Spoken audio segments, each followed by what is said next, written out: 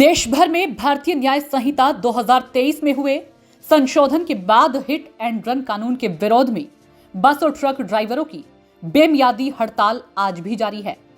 उत्तर प्रदेश, दिल्ली, महाराष्ट्र, मध्य प्रदेश, राजस्थान, छत्तीसगढ़, पंजाब, हरियाणा, उत्तराखंड समेत कई राज्यों में ट्रक ड्राइवर हड़ताल कर रहे हैं।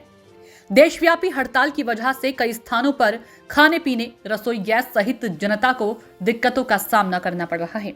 कई राज्यों में पेट्रोल डीजल की कमी भी हो रही है।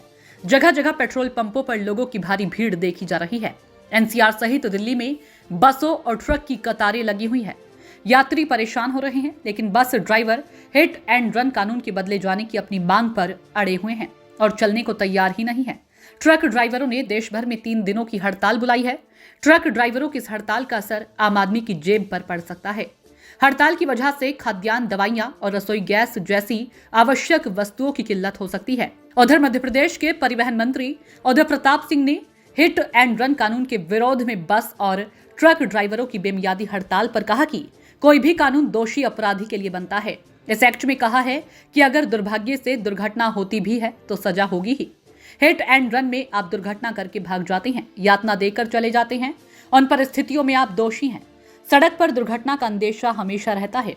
अगर इन्फॉर्मर आप बनते हैं तो चिंता करने की जरूरत नहीं है। गलत तरीके से कानून को समझाया जा रहा है, चीजों को समझना होगा। जल्दबाजी में हड़ताल चक्का जाम करना गलत है। यूनियन को सरकार के साथ बैठकर बात करनी चाहिए।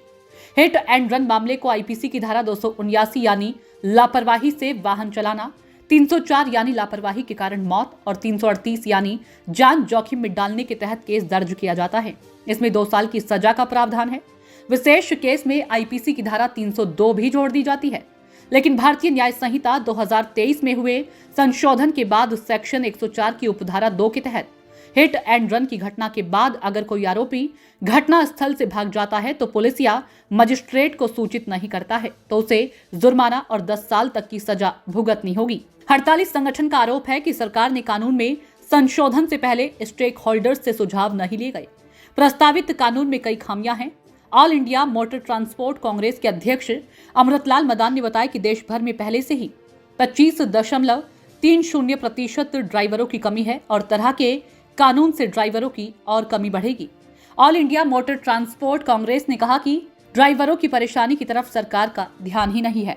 देश की अर्थव्यवस्था में सबसे बड़ा योगदान रोड ट्रांसपोर्टर्स और ड्राइवरों का है। उनका कहना है कि देश में एक्सीडेंट इन्वेस्टिगेशन प्रोटोकॉल का अभाव है। इसके कारण मामले की निष्पक्ष जांच नहीं हो पाती और ड्राइवर को दोषी करार दिया जाता है। दुर्घटना स्थल से भागने की किसी ड्राइवर की मंशा नहीं होती है, लेकिन आसपास जमा भीड़ से बचने के लिए ऐसा करना पड़ता है।